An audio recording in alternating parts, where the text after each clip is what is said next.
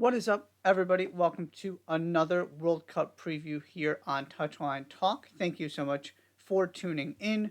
Before I get started, I want to mention, as always, be sure to hit that subscribe button so you don't miss any of the content I put out on YouTube every single week, including the rest of these World Cup previews. Talking Group E today, an interesting group with your two finalists from the 2019 World Cup and two World Cup debutants. So, kind of both ends of the spectrum in this group. Jumping in with the Netherlands. Third World Cup appearance for the Dutch. Also made it in 2015 and 2019. Of course, were runners up to the US in 2019. That is their best finish. Your name to know, Dominic Janssen. Dominic Janssen has played every single minute of the past three major tournaments, going back to the 2019 World Cup, Tokyo Olympics, Euro 2022. Scored some goals from her center back position, contributed an assist in one of those major tournaments. All kinds of success at the club level with Wolfsburg. Incredibly accomplished defender. First name on the team sheet kind of player for the Dutch. So that is your name to know, Dominique Janssen. The big question here is kind of a deep and introspective one. Is the run over?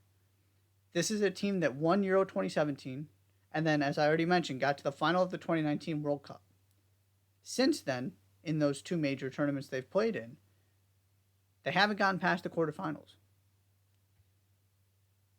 Now, it's two tournaments. One of them is the Olympics, which is just kind of a different situation.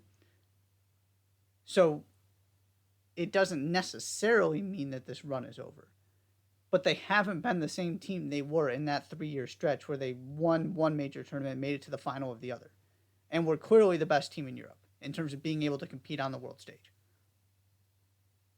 That's not the world we're finding ourselves in right now.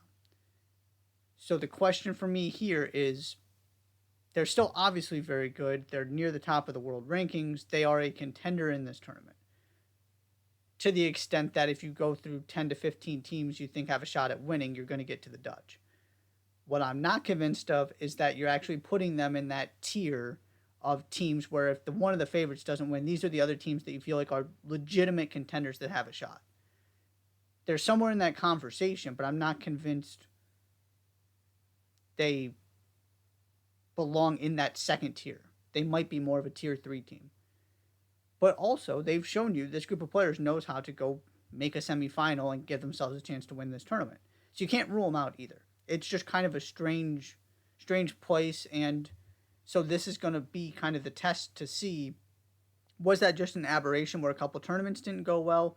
Or because of the way that the sport has grown, the way that European teams have improved, is this just the reality now, at least in the short term / medium term for the Dutch, that they aren't at the top of the European hierarchy anymore?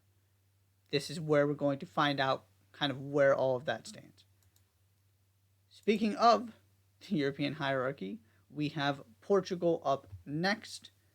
First World Cup appearance for Portugal, played in some Euros, but this is the first time on the world stage. Your name to know, Carol Costa, only player for this team with multiple goal involvements at last summer's Euros. Also started every game at the 2017 Euros. So when Portugal has been involved in major tournaments, Carol Costa has been there, contributing, putting up numbers, playing incredibly important minutes, incredibly big minutes. Don't expect anything different this time around. So that is, a very accomplished player, particularly in this Portugal squad that's still kind of growing and developing. So that is your name to know, the veteran Carol Costa. The question is an interesting one. Have they actually figured out the defense? They gave up 10 goals in the group stage of the Euros. And then this year in friendlies, gave up a total of 2 against not just 3 World Cup teams, but England, Japan, and New Zealand. Now, New Zealand is a different discussion than the other two. But if that's the case, We're having a different conversation about this Portugal team. They're also friendlies. It was 3 games. I'm not somebody who puts an awful lot of stock in friendlies. So the question is basically, is this real? Or did they just find a good stretch of form and defensive solidarity that isn't going to carry over to this tournament? Who are they as a defensive team? Are they closer to the team that gave up 10 goals last summer in 3 games, or the one that just gave up 2 in 3 games against some really good opposition that they're going to see at this tournament? That's going to determine what kind of conversation we're having about Portugal and if they have a chance to get out of this group. Then you have your reigning World Cup champions, the United States. 9th appearance, have played in all of the World Cups dating back to 1991. 4-time champions, 1991, 1999, 2015, 2019. Your name to know. I feel very strongly about this. There are obviously plenty you can choose from, but I'm going Sophia Smith. Sophia Smith is the best player in the NWSL, despite being in her early 20s. She's the reigning league MVP. She is, for my money, the best player on this team, the most complete forward I have ever seen in terms of her ability to play striker and winger and just seamlessly transition between the two. Never seen somebody with her versatility in terms of moving across that front line. She is spectacular. And the other reason I went with her is not only is she getting introduced to the world stage here in terms of playing in a major tournament, but the player who had been the best player for this U.S. team, arguably, over the past couple of years is Mallory Swanson, playing opposite Sophia Smith on the other wing. Mallory Swanson isn't here. So you have a little bit of a question mark on the opposite side of the field, which makes Sophia Smith that much more important to this team. So you have the value aspect, the star aspect, the emerging superstar aspect that made it very easy to choose Sophia Smith as your player to watch, your name to know. The question: are the young stars ready? I just mentioned Sophia Smith. First major tournament. Never had this kind of responsibility before. Naomi Girma is your best center back. Naomi Girma is midway through her second season of professional soccer. I love Naomi Girma. For my money, she's the best center back in the NWSL. But we're talking about the players I believe are the best player in the NWSL and the best center back in the NWSL, who are in their early 20s and have never done this before. They're not just on the team, they are crucial pieces who are going to have to carry a bigger load because players at their position, kind of their partners, if you will, Becky Salabro and Mallory Swanson, are injured and not able to participate. So Naomi Girma is not just a starter. Naomi Girma is your defensive anchor at this point without your captain, Becky Salabro. And then you can go down the list of the other players who are going to see major minutes in this tournament that are in this age group as well. These young, incredibly talented players. Trinity Rodman and Alyssa Thompson are probably going to be the two that get most of those minutes that would have gone to Mal Swanson. Both of them are younger than Sophia Smith and Naomi Girma. Alyssa Thompson is barely out of high school. These are not just players on the roster. Again, these are players that are going to be huge parts of this team outside of your veterans like Lindsay Horan, Rose Lavelle, Alyssa Nair, etc. They're not just there. They're going to start. They're going to play big minutes. They're going to be huge parts of this team. Can they carry the burden and learn on the fly and just deal with everything and the weight of everything that comes with being part of this team at a World Cup where generally nobody really cares about your experience level, your opportunity to learn and grow. You've got to deliver because the expectation is you're playing for a World Cup, you're reaching the final, all of that stuff. Are these players up for that challenge? Then, rounding it out, Vietnam, your other team making its first appearance in the World Cup. Your name to know: Nguyen Thi Toi Dong, 2 goals, 2 assists at the 2022 Asian Cup, playing domestically in Vietnam at the club level. Your creative force, kind of your star of this Vietnamese team. So that is your player to watch, your name to know. The question: can they find some defensive organization? Can they stay organized? And I bring that up for this team in particular. Outside of they're going to be at a talent disadvantage. You got to find a way to stay in the game aspect.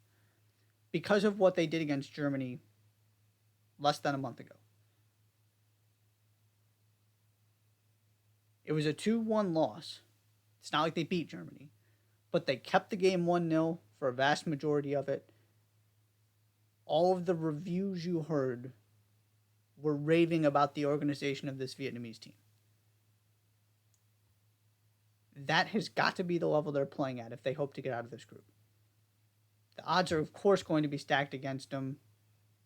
They are the fourth team in this group for a reason.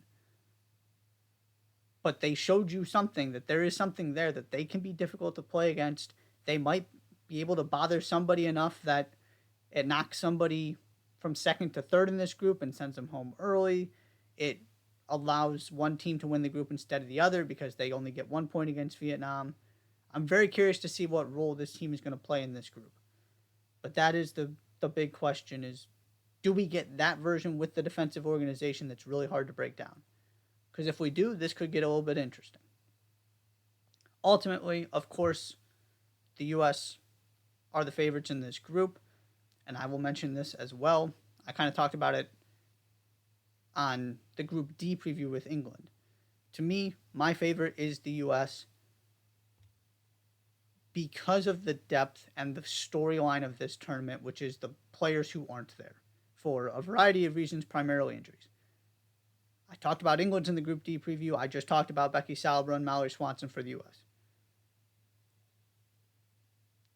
Nobody is better equipped to navigate those absences than the U.S.